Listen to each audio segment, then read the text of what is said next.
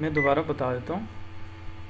जो character add function है, इस फंक्शन को हम कॉल करेंगे जब भी हमने कोई कैरेक्टर गेट करना हो किसी इंडेक्स से। लेट्स से ये एक स्ट्रिंग है एग्जाम्पल के नाम से, मैं ये चाह रहा हूँ कि इसकी इंडेक्स नंबर 3 जो है उस पर जो पड़ी हुई वैल्यू है वो मैं गेट कर लूँ।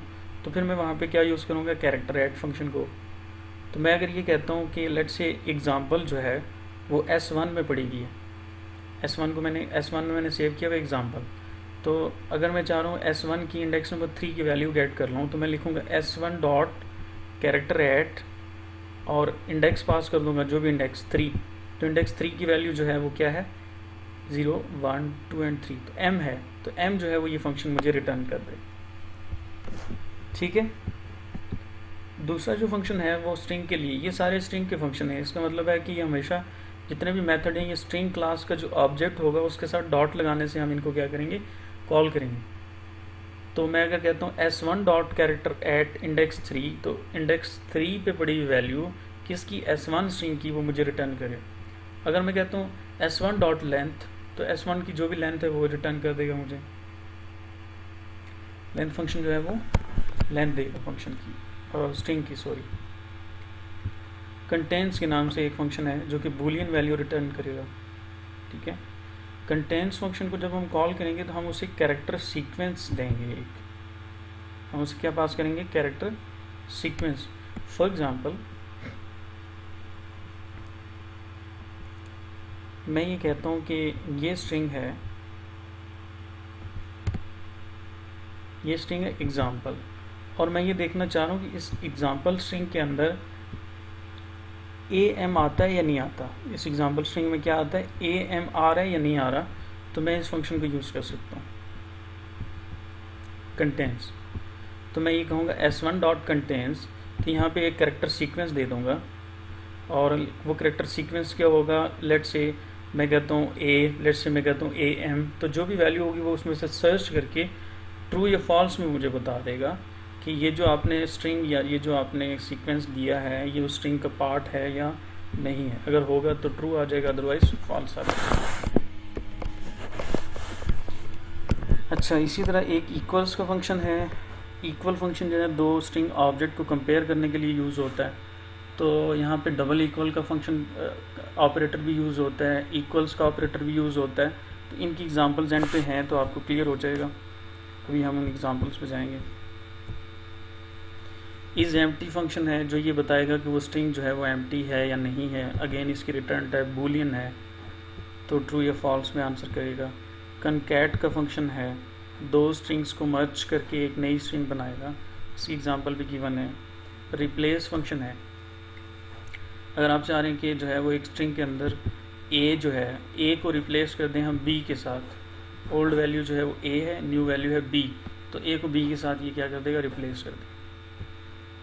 अगर आप रिप्लेस करना चाह रहे हैं मल्टीपल कैरेक्टर्स को, आप कहते हैं जहाँ पे ए बी सी आ रहा है उसको डी ई एफ के साथ रिप्लेस कर दो, तो एक कंप्लीट सीक्वेंस भी जो है वो पास किया जा सकता है। इंस्टेड के एक कैरेक्टर पास करें, एक सीक्वेंस जो है वो भी हम। सर आपकी तरफ से आवाज तो ड्रॉप हो रही है। अच्छा, बाकियों को भी है इशू?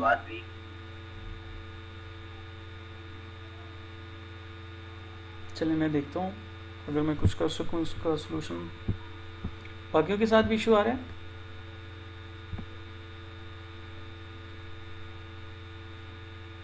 ये सर आवाज काट रही है काफी आपकी। अच्छा, आई होप कि अब ठीक हो गया होगा। ऐसा सही आ रही है। चलें, गुड।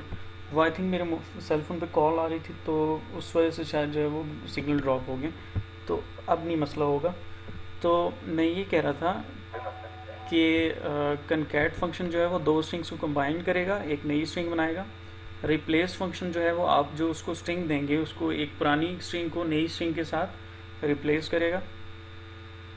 रिप्लेस को आप जो है वो एक कैरेक्टर भी पास कर सकते हैं रिप्लेस करने के लिए, और एक से ज़्यादा कैरेक्टर भी पास कर सकते हैं।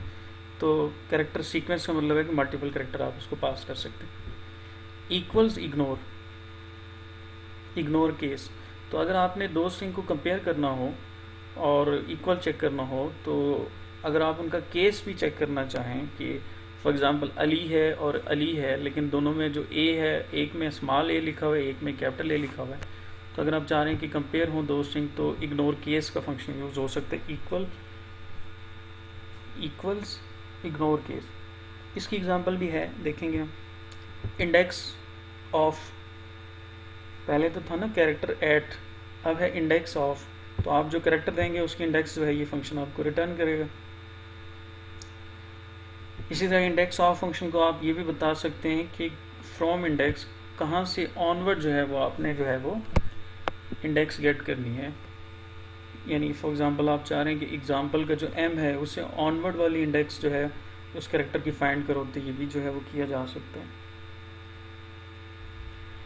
To lower case, to upper case, ये दोनों फंक्शन यूज़ करेंगे हम अगर हमने किसी स्ट्रिंग को लोअर केस में कन्वर्ट करना है या उसको अपर केस में कन्वर्ट करना है।